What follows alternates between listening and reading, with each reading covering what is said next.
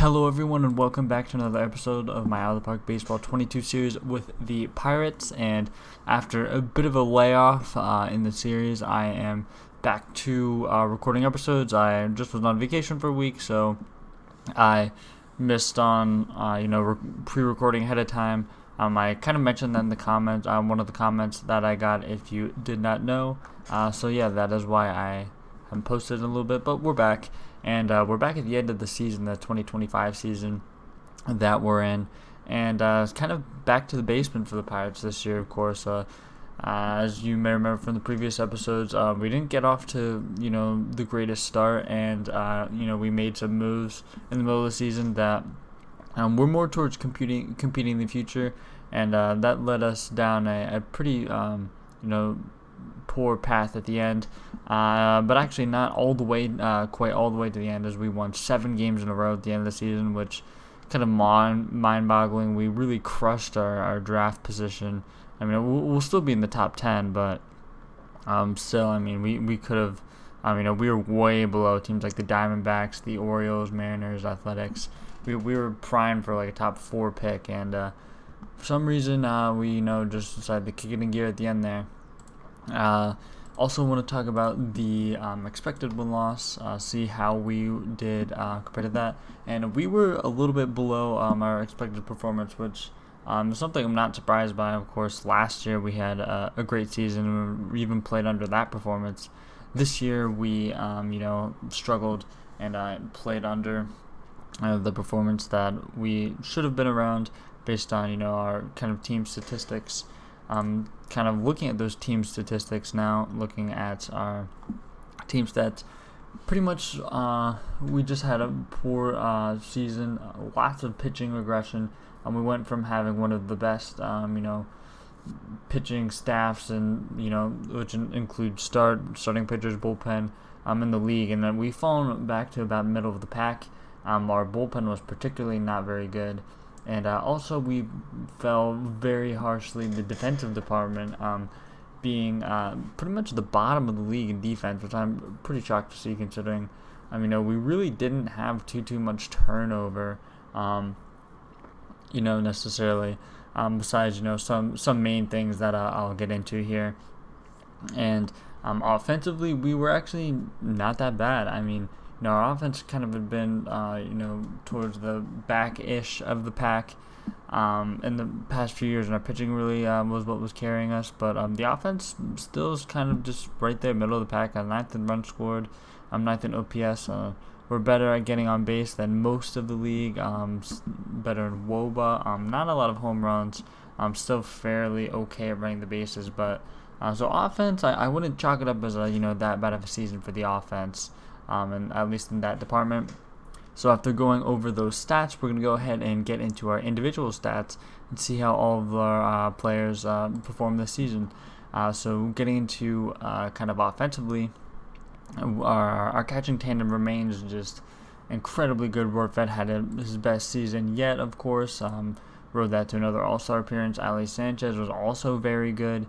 He hit over 300. He slugged over 400. The guy really hadn't had much major league experience at that point. And, with his catchability and such, for some reason, just catchers that we have rake. And Alex, we also have Alejandro Kirk, of course, who didn't really get much time in Pittsburgh. Of course, when you have 3 catchers, it's kind of hard to get all of those guys in. I thought about playing Kirk at first base, but he's 5'9", so not really a guy you want to play at first base in this game, because height does correlate to better defensive first baseman. Because pretty much in this game, anyone can learn how to play first base. But the taller the player, the better range they have. So OOTP does take that into account if you did not know. So it's better to avoid playing shorter players at first base, especially guys who are 5'9". But yeah, our catching tandem, extremely good.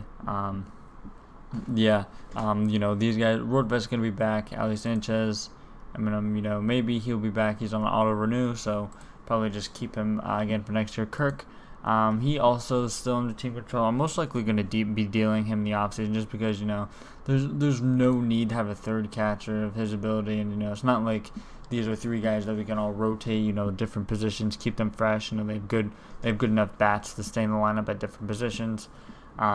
Kirk kind of fits that bill, but again, he really can't play any other position, so there's really no reason to keep on the team. So I will be trading him this offseason. I'm looking to first base. Of course, we parted ways with Ko at the deadline in the last episode. At least I believe it was the last episode. And we decided to bring in Logan Wyatt to go ahead and fill that first baseman role from San Francisco. And I believe, yes, this was his rookie year.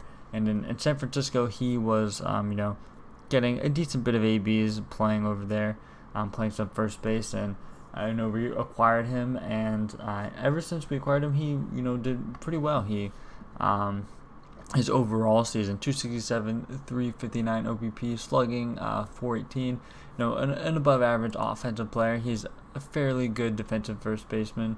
I mean, his hitting ratings, he's never going to be a huge home run hitter. He's never really gonna, he's never really gonna light the world on fire as a hitter. Is what I'm trying to say. I view Wyatt as more of a stopgap player. We really needed someone to man first base. We were able to kind of pry him away from the Giants in that trade. And long term, I'm not quite sure what his future is. I mean, I would like to have a first baseman that's a better hitter, but Logan Wyatt's fine, and he'll continue to be fine. I would anticipate that he'd be starting for us every day at first base next season. No changes there, at least no plans. For first base in the future, probably someone in our catching prospects will play first, I would assume.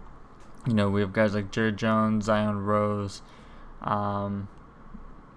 who can play, catcher. Jared Jones is not as much of a catcher, so I've been getting him time at first base. He's who I would anticipate would probably be our main first baseman by the time he's at the major league level, but I'm not quite sure. We also do have Alexander Mojica who can play first base, who's about getting ready, who's about major league ready. I was meaning to say he had a good year in AA, not a great year in AAA, so probably gonna hold off on him for now. But he most likely will get a chance at some point. So that's that for first base. Aramis Adaman, very similar season to his season last year. Not quite as good, but still very productive for that $2 million we've been paying him, and we will continue to pay him that $2 million next year, or at least I plan to. So he'll be back. Nick Gonzalez had a very good season. He has pretty good hitting ratings now.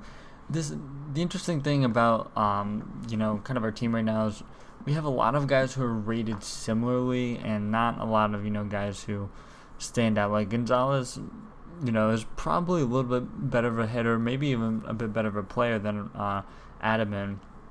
But we just don't have enough spots for these infield guys right now.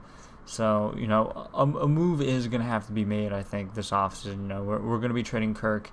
And a move is going to have to be made to address this infield, because we have too many bodies, or not necessarily actually too many bodies, but we have for the amount of guys we have, they don't all differentiate in the roles they can play enough for us to warrant keeping all of them. So I'll kind of touch on that in a second when we get to our shortstop situation, which is what this mainly revolves. We have a lot of infielders, a lot of good infielders that can hit well, play okay-ish defense at second or third base, but guys who you just can't play at shortstop in this game, because they're just too much of a poor defensive shortstop to be playing every day there. And then with that said, we have another guy who fits that exact same bill pretty much, Jeremy Araujo, who we acquired, of course, the trade that we acquired Orlando Kirk from. He's a guy who we ended up playing a bit at shortstop this year, but I mean, he just can't be playing shortstop even with these defensive ratings. Of course, he's a very interesting bat to have. Of course, a guy who just an on-base machine. Fairly good hitting ratings other than that, but we just don't really have a spot for him. We already have Adaman, and then we try to turn him into a third baseman. Which he's a fine major league third baseman. He just doesn't have the experience yet. But we basically have three guys for two spots right there, And, we have even more in the minor leagues with Chang here. Almeida doesn't really count because he just is a shortstop. I think G1 Bay is hurt, or I don't know where he is right now. Maybe even in the majors. No, can't quite remember where he is at right here for some reason. But yeah, he's also in the mix for this. So, and he's a guy who really can't play shortstop either. So we have lots of bodies that are around the same skill level, but not enough spots to give them. So that is something we're going to have to address in the offseason. Speaking of our infield situation, here's the guy who, is pretty steadfast in the infield. He's going to be out there, no matter what. Brian Hayes has another great season for us. I'm a bit of a, I wouldn't, not quite as good of a season offensively. For some reason, I thought he performed a little bit better than he did. Actually, I think he did, but he got cold a little bit at the end of the year. And I think part of that is due to what we're kind of doing with him defensively. We're forcing him to play from shortstop for us just because we literally didn't have anything. Maris was on the shelf. He wasn't hitting when he was up. And, not hitting. He just wasn't hitting. A 53 OPS plus. There's a point where, the great defense that he does put forward, he was very good defensively in AAA. He wasn't very good defensively for us, which is, why I decided to make that move and not have him up, because he can't just be an average defensive shortstop and hit this poorly. We need him to be an amazing defensive shortstop, what he really should be and what he was in AAA. So we decided to just start Hayes at shortstop. His defensive ratings are crazy. He really just is a third baseman because, he is a pretty low turn double play rating. So, that kind of, makes him not nearly as valuable as a middle infielder, I should say. But, he'll be back to third base. I just kind of wanted to play him at shortstop, see what would happen. He was pretty awful at the beginning. He was better in the, later months, once he gets some experience. But when you just start on the major leagues with no defensive experience, you're going to be bad. And, that's really what the main reason I think is for us being so poor defensively. We had guys at shortstop and third base who just had no experience and were just, playing there. So, I do believe we're still a pretty good defensive team. But, when you have guys playing, out of position at shortstop, that's going to kill you every time, with your overall team defensive rating. So, it should be better next year. And, I think we definitely can be back to being, in the mix for contention next season. I'm going to the outfield, Hudson Head. We brought him up for his first major league experience, and he was very good for us. 307, 364, 470 slash line, very good. He's a nice little corner outfielder. He's a pretty decent hitter. His on-base skills should get a lot better. If he gets to the 65 discipline, he's a guy who I think can be very, very good, very useful. Mostly a corner outfielder again, but a guy who I would anticipate to be in the starting lineup next season. Just because I do like his ratings. I think he's a pretty good player. Jing Chang, of course, we have him. He just didn't hit at all for the first part of the season for some reason, but he eventually kicked it up. 261, 312, 376. Nothing to write home about, of course, but he was fine. He's going to keep being on our team. He's a fantastic bench bat to have. Got that contact, that got power, and that ability to not strike out. He's always going to put the ball in play, give himself a chance to, get on base, get a single. Just the sheer amount of contact ability and avoid capability just is too good to just let go. He's a great player to have off the bench, because his defensive ratings aren't the best. Christian Robinson kind of had a so-so season. We ended up sending him, of course, down to the minor leagues. Actually, no, that was last season. It was this season. I have no idea what I'm talking about. It's been a little bit since I've played this game, so kind of getting back in the swing of things, trying to remember right where I left off. But yeah, Robinson, we had him in the minor leagues because he was performing poorly. Once he came back, he picked it up. I don't remember what he was at the beginning of the season, and I don't want to kind of spend too much time talking about it, but he was fine this year. He improved once he got back up to that minor league stint. He's still just so in center field. He's actually really good in center field, and AAA, so I'm kind of upset that we missed out on that good stint of his defensive play. But he'll probably still be in center field for us next year. We're the point in the outfield where he does provide enough center field defense and offensive pop to warrant playing him. Palma is, of course, our left-handed hitting specialist. He starts against when we have lefty on the mound, and he was very good in that role this season. Last year he kind of struggled. This year he was extremely good playing against lefties, and even got some ABs against righties because of injuries, and still performed well though. So very happy with his season. Elliot Ramos is again the guy who we also acquired in the trade with the Giants, and he was very good for us. He was better than he was in San Francisco. His ratings, are something that I'm necessarily huge on. I more so viewed him as an inexpensive asset that we could probably flip. With all the outfield help we have coming up, I don't think he'll be with the team too long, but I would anticipate that he's our starting right fielder next season. And now on to the pitching. So pitching wise, of course, some disappointment this year. Quinn Priester, after pretty decent, full or mostly full Major League season last year, he pretty much got a full slate of Major League action this year, and he was just not very good. And then, a little bit above replacement level. Walks were a huge problem for him. Not a huge problem, a decent-sized problem, and he just got hit around. BABIP over 300, pretty high average against. He either just was extremely unlucky or, just really got hit around this season, which kind of sucks to see. Kawasaki, he was also not that great. He finally got a full season chance, and he wasn't really that great, so I'm not quite sure what's going to happen with him. He doesn't have options left, so kind of just see what we have available to us in the offseason to make that decision. Franny Kobos, great reliever prospect that we have, finally made his way up to the show this year, and was decent enough in it. Walked more guys than he did in his minor league career. I'm pretty confident that he can get that under control and strike out a few more guys. He'll be an effective reliever for us. George Kirby, another arm we acquired this year. Of course, a huge control guy, very good at having command of the strike zone. He was fine for us. I'd expect him to probably be a bit better. He's always going to have maybe a higher ERA than FIP. Really low walk guy. Pretty decent season for him. Would expect a little bit more of a guy how highly rated he is. But, fine season from him. Kumar Rocker, a so-so season from him. Didn't really come close to what he was in the past 2 seasons. But, maybe a down tick. Hopefully he can bounce back next season and have a better season. I have full confidence that he will be able to. Robert Broom, he was a fine reliever for us. He's been our organization for a while.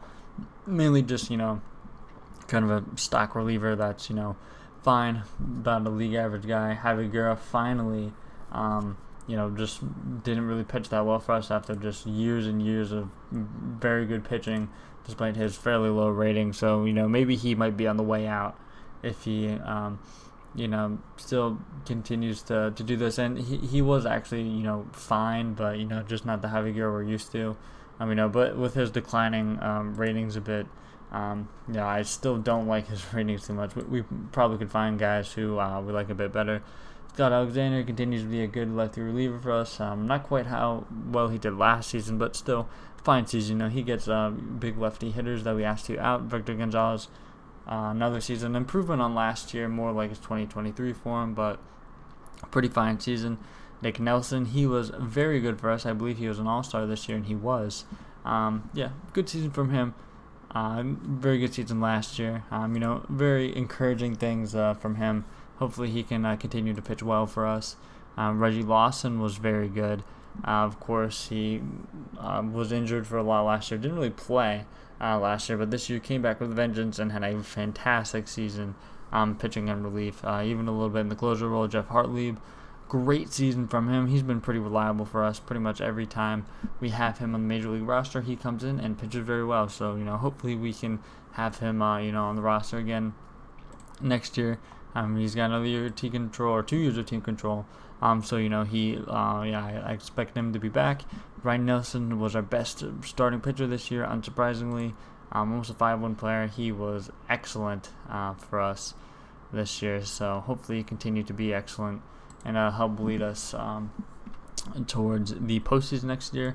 And Carson Montgomery got a little bit of major league time this year. He was pretty decent in the starts he got in AAA. Was dominant in AA. He's seen a fast ascension to the minors in the past few years. Our second-round pick in 2023, and he could possibly have a starting role next year in the rotation, depending on if we have Kirby back next year.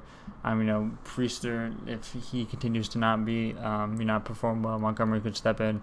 I very much like our pitching depth. We have 6 guys who would be comfortable starting. That leaves some room for injury. So, which is something very good to have. In the major leagues is pitching depth. Going ahead to the end of the baseball season, Cleveland actually goes ahead and takes the World Series here over the Dodgers.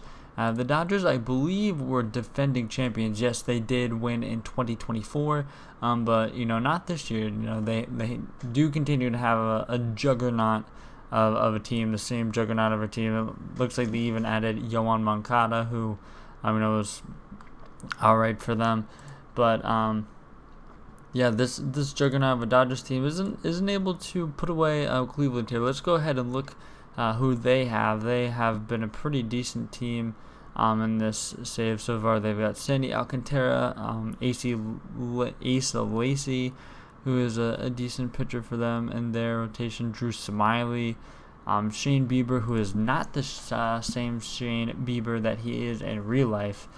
He is in this. It looks like he has had quite the decline. He's fragile now, so it looks like he had some injury problems. He had a big injury here in 2022. It looks like it's derailed his career. He missed the entire 2023 season, so sad to see. Cleveland's going to be on the hook for his contract. His contract expired after this season, so his major career is most likely done, which is sad to see. And they also have Bailey Falter here in the rotation. Hitting wise, they have a lot of the same guys they have in real life. They've got Andres Jimenez, Jose Ramirez, Nolan Jones, who's playing first base for them. They've got Franmil Reyes, they've got Josh Naylor, they've got William Contreras, they've got Ahmed Rosario, Mercado, Jake Routers. So a lot of the same guys that they have in real life in that lineup. And it looks like they also suffered some injuries. Yeah, Ramirez and Reyes, not sure how long those guys have been out for, but they are out. And then they've got Karinchak, Clase, Evans. This bullpen that they've got is pretty nuts. So that's definitely what was a key to victory for them, especially if they're not so good starting rotation. Good offense for them, and really what's a lights out bullpen. It's pretty nuts. They've got 3 elite relievers, and then a good bullpen that follows those guys as well. So Cleveland takes it home. Then we're going to go around the league and look at some stats before we're done recapping this season. Here you go are the National League stats here. Tommy Edmonds up here. Not too many guys here who are as usual. A lot of real life guys are still around here. Bobby Dalbec hit a lot of homers here. So that's a guy who is maybe a new face to the league leaders. Miguel Sano actually hit himself a good chunk of homers as well. Lewin Diaz is a new face, a real life prospect though. Keyboom is here again, a real life prospect. A lot of the same. Brian Hayes, third in double is very good to see there. Some young players, Biggio, Bichette, up there in the leaders and runs. They both had good offensive seasons. Lots of. Oh no, this isn't National League. This is league wide. My mistake. I don't know why I said that. Vladdy Jr. with another great season here. Kumar Rocker, up there in sacrifice heads. Good for him. Looks like he can sack bunt. Mike Trout, not as good of a Trout season, but still very, very good season from him. Corbin Carroll, big in stolen bases. Wow, actually led by a bunch. Kind of see here, some more. I'm thinking Woba. Acuna Jr. had the best offensive season in the league. Looks like Zach Veen, not quite sure who he is. I assume he's a real-life Rockies prospect. Kind of looking around, see Aaron Judge led the league in strikeouts. Not shocking there. WAR-wise, looks like I would assume Acuna Jr. would probably win the MVP. Him, Machado, and Edman were head and shoulders above kind of the rest of the pack here for offensive, for hitters, that is. And then we'll go ahead and look at pitching leaders. Loizaga is up there in ERA. They're your ERA leader. Spencer Howard is up here. Looks like he's actually developed, which is weird because an OOTP usually doesn't develop. At least it seems like. Ryan Nelson leads the league in strikeouts per 9. All right, Ryan Nelson. Good to see there. I'll kind of look for other parts here. Ryan Nelson led the MLB in strikeouts. So there you go. Very good season for him. And then looking whip. Urias is up there with whip. He's really become a stud in this as well. Ryan Nelson's second in starting pitching in FIP. So, he was an elite starter this year. Curious to see why he did not make the All-Star game this season. War-wise, Jordan Wicks was a good chunk ahead of everyone starting pitching-wise. Looks like he's a pretty good young pitcher for the San Francisco Giants over there. So he's over there. Tim Cate looks like a little bit of a late bloomer here. Turning himself into a very good starting pitcher here, it looks like. And then Nick Lodolo and Ryan Nelson, Max Fried, and Jack Flaherty. So again, a lot of guys who you'd expect to be at the top. So don't want to spend too much time going over kind of the best players around the league. But those are some statistics along with how our team performed this season. So thanks for watching the 2025 recap. I'll see you guys next episode when we get into the offseason. We're going to be shaking things up, even more. I titled the last episode, shaking it up at the deadline, and this season, is going to be, quite this offseason, I should say, is going to be quite interesting. We're definitely going to need to, make some moves. Hopefully, we can get a lot rid of some of the mediocre to pretty decent players we have to, maybe get some star talent in here, and hopefully solve that shortstop issue and finally get someone who, is a major league starting shortstop. So, again, thank you guys for watching, and I'll see you guys next episode.